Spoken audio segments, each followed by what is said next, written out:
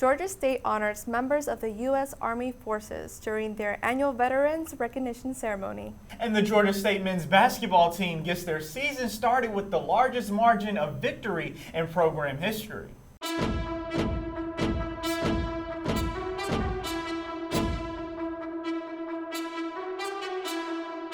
Hello and welcome to Panther Report News. I'm Tyreek Wynn. And I'm Celeste Garcia. The homicide of a male victim from a security guard at the student apartment complex 112 continues to develop.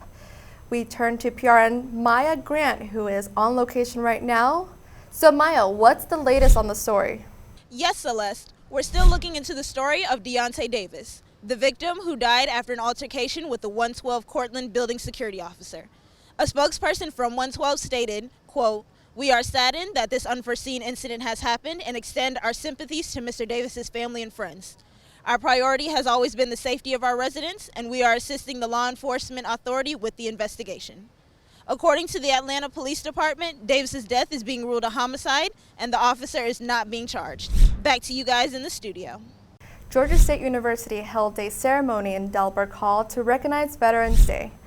America is the greatest country in the world, and it's the greatest country in the world because it's free, and freedom is only provided by our service members and our veterans. The annual event is a way for the university to thank active and former members of the U.S. Armed Forces for their service and sacrifice, while providing information to students interested in joining. It's important for us to take a pause in our busy lives and recognize that the reason we have all the freedoms we do is the American soldier, our servicemen and women who voluntarily raise their hand and say, "I'll protect and defend the nation and our Constitution." After the presentation of colors, Sergeant Major Mark Eister introduces the keynote speaker of the event, Captain Marcus Ruzek. People that signed up and said, "I am willing to cash a check for the price of up to my life." Captain Ruzek talks about the post-war challenges veterans suffer from, disclosing that there has been 10,000 veteran suicides between 2000 and 2015. What were the biggest factors? 3 of the biggest factors were major depression, number 1. Major depression.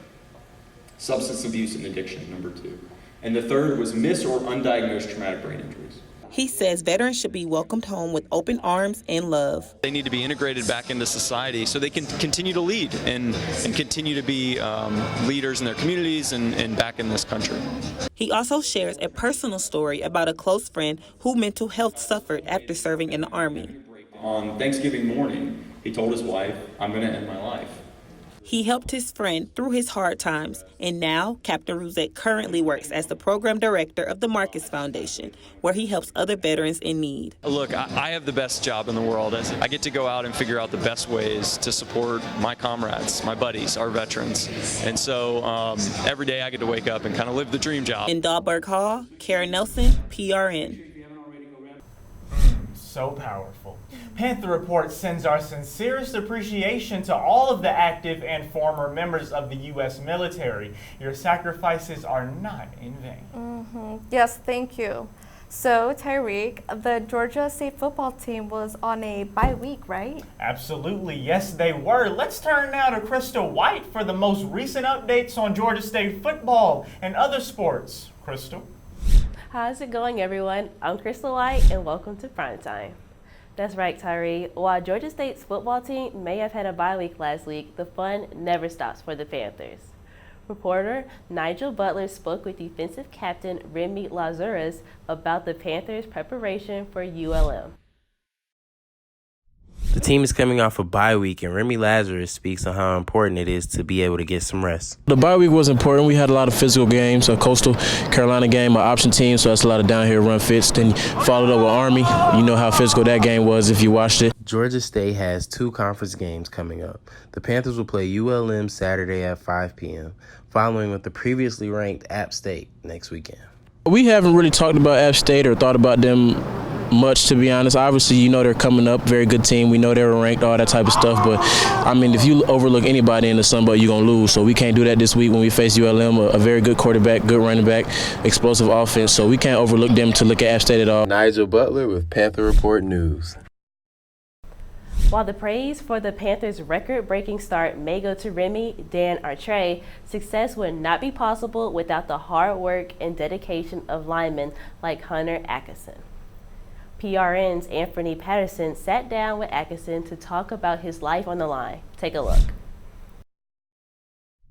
The Panthers are on a roll this season. After finishing last season at a disappointing 2-10, the Panthers are now 6-2 and are bowl eligible for the third time in school history. I caught up with senior offensive lineman Hunter Atkinson, who gave his thoughts on his team's success so far this season. It feels fantastic. You know, I came to the program just because I wanted to be a part of something that was growing. For an offensive line, the past 4 games, we have broke 3 of our rushing records, and that's just something that's great to be a part of, and it's good to be with the group. For motivation, Atkinson receives it from 2 special people in his life, his late grandmother and his son. Yeah, I mean, it feels great, and that's one of the main things that like motivate me is, you know, someone you love and you care about, like my grandma, my family, this team. You don't ever want to let them down. You don't ever want to hurt them. So that's huge motivation for always giving everything you got, because, you know, at the end of the day, they're going to be proud whether you let them down or not. They're happy for you whether you do your job or not, because that's just what your family is. That's what this team does. That's how the coaches are. But you don't ever want to let someone down that you're that close to or care about. Although Atkinson's grandmother passed away, his son keeps him going. Seeing him up in the stands too, you know, you always want to be a good role model, a good father figure for him. So having him, and he's old enough to comprehend what's going on, so having him at the games, just being able to see, you know, I'm just trying to make him proud, and, you know, like we're doing here, laying a foundation. Ultimately, I'm laying a foundation in his life, and I just want his life to always go up the same as we're doing at Georgia State. With the Panthers having a historic season, Atkinson is confident on how far the team will go this year. More for any team ultimately is to win the Sun Belt Championship, and we're a special group. You know, we're not going to look ahead to that, but we're going to focus each game at a time, and if we handle business, you know, we can put ourselves in a position to be there and win that game also. Anthony Patterson, PRN. On Wednesday, the Georgia State's women's soccer team advanced to the semifinals of the Sun Belt Tournament with their 1-0 victory over Coastal Carolina. Reporter Christian Crittenden has more on the Panthers' hopes moving forward. The 5th-seeded Georgia State women's soccer team travels to Alabama to compete for the Sun Belt Championship with their sights set on reaching the NCAA tournament. Head coach Ed Joyce was happy with his team's resilience during the 4-game winning streak, saying, "I think the girls did a really great job responding to adversity and coming together as a group. We got our back against the wall a bit and are proud of the way we fought to stay in the mix. We established an identity, and the girls have done a great job sticking with it." Georgia State will have a tough road to the championship as they will have to go to the number 1 seed, the South Alabama Jaguars. The Panthers lost the previous matchup this season 3-0. Georgia State is led by senior Brooke Shank and freshman Jimena Cabrero, who were both named to the All-Sun Belt second team after stellar performances this year. Cabrero leads the team in goals with 5 on the season. Christian Crittenden, PRN. As one season comes to an end, another begins. This Tuesday, the Georgia State's women's basketball team opened their season with a 74-48 loss against the University of Toledo. Reporter Kara Nelson spoke with the head coach, Gene Hill, after the loss. The Georgia State women's basketball team opened their season against Toledo. The Panthers fell 48-74 against the Rockets. Here's what head coach Gene Hill had to say. They really did a great number on us on the boards there. We got to do a better job as a unit rebounding, and then we also have to do a better job in stopping the ball early. Coach Hill says the game does not define the rest of the season. You know, we're trying to build something, and it's about the process, and, you know, one game doesn't make you a winner or a loser and stuff. It's one game, and our goal, like every year, is for the conference tournament to win that. Kara Nelson, PRN. The women's basketball team will face Florida International this Monday. In addition to the women, the men open their season this week as well. Reporter Anthony Patterson has more. I am Anthony Patterson with PRN, live from Georgia State Sports Arena, where the Panthers defeated the Bruton Parkland Barons 104-35 tonight behind Damon Wilson 22 points. Damon Wilson spoke with us after the game just to tell us about his experience. Coach Rob, we've been going at it since day one. We boxing out defense. You know, he's a great coach. We love playing for him. So we were all excited to come out here and just show everybody what we've been working on. This is the Panthers' first win under new head coach Rod Lanier. Here's what Lanier had to say post-game about his first victory. Certainly We got a long journey ahead and a lot of growth ahead, and I'm excited about it. I'm excited about our group, and so I'm excited about the journey that we get an opportunity to go through with these guys. Panthers guard Corey Allen had 15 points in his season debut here at Georgia State University. Here's what Coach Lanier had to say about his potential ceiling. He'll be one of our leading scorers. He may be one of the leading scorers in the conference. I got a lot of confidence in Corey. I am Anthony Patterson, PRN. PRN was also able to speak with Georgia State's newcomer, Corey Allen, and longtime Panther Kane Williams. Take a look. Redshirt junior Corey Allen made his Georgia State debut, scoring 15 points. Allen talks about his first game in a Panther uniform. I was pretty excited just to get on the court and play in front of the fans. It was a good game by us. We played really well. So. Kane Williams is the undoubted leader on this year's team, according to head coach Rob Lanier. Williams talks about his new experience and stepping into the leadership role.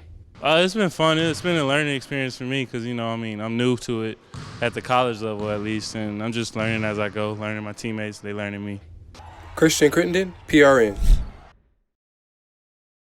The Georgia State cross-country team competed in the Sun Belt Championship this past Sunday. The team placed 6th overall, with junior Lottie Maybert coming in first place to become the first Georgia State individual champion in 5 years, with a time of 17 minutes and 11 seconds. In addition to Maybert, senior runner Angela Alonzo finished the race in 4th place. With this success, Alonzo was awarded an All-Sun Belt First Team nod, and Maybert received the 2019 Sun Belt Runner of the Year award. That's all we have for this week on Primetime. Be sure to follow us on social media at GSUPRN for all the latest updates and analysis. Back to you, Celine. Thank you, Crystal. Pat Mitchell has set the tone in amplifying voices through journalism and activism and continues to inspire voices. The Georgia State alumni visited Georgia State on Tuesday to share her words of wisdom. PRN Cherie Pruitt has more on the story.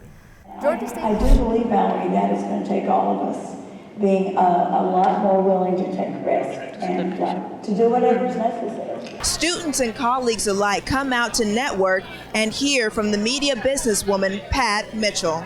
The open conversation, sponsored by the Georgia State Alumni Association, offers tips to being a dangerous woman in the working field. Attendees were given Mitchell's book, Becoming a Dangerous Woman, Embracing Risk to Change the World. And as an alumni herself, Mitchell goes into detail about her journey. Georgia State alumni Kiana Russell questions how this conversation will enhance her skills in her career. It's always good to hear the come-up story, because we always see the accolades and the highlights, and she was, president at PBS, and, just all these CNN, White House correspondent. We always see the titles, accolades, but how did she get there? You don't have to be a woman to gain advice from this conversation. Women lead student Brandon Carter sees an opportunity to learn. So it's like, I obviously can't relate to the struggles of a woman, but I can understand them, and Sky's definitely helps me with that and gives me tools to help women when I see them in different situations. For more information on events, visit thepantheralumni.com. Cherie Pruitt, PRN. Georgia State has been notably recognized by several rankings this year, but it also has been left off of a few lists. Most recently, Wallet Hub released a college ranking of the top 10 schools in Georgia, where Georgia State was not mentioned. We are a public school. I think, if I remember correctly from looking at that survey, 7 of the schools are private schools. You're never going to be able to compete vis-a-vis a private school for resources. So, is that really what the quality is about in terms of how nice your gym is? I don't know. Students can answer that question for themselves. Stay tuned with PRN later this week for the full-length interview. The Student Government Association's Atlanta Senate convened this Thursday, and polling improvements are being proposed to assist students' schedules. We spoke to SGA Communications Director Evan Marlborough, who provides insight to improve voter engagement. So what we're trying to do is to create a student-run polling location on the campus of Georgia State University for the midterm election and then subsequent elections, which means that all the staff of this polling location will be students. So it seems like Atlanta will be losing a cherished tradition this year. The infamous peach drop will not be happening this year, according to Mayor Keisha Lance Bottoms. Really? So like no countdown? No. That's right. This will be the first time in 3 decades that the 800-pound peach won't drop, kicking off the new year. Mayor Bottoms says complications came with relocating the event since the city no longer owns Underground Atlanta. Well, that's our show. Make sure you stay connected to Panther Report news throughout the week, and be sure to follow us on all social media platforms at GSU PRN. Also, subscribe down below and let us know what you think about the show. I'm Celeste Garcia. And I'm Tyreek Wynn, and we'll see you next week.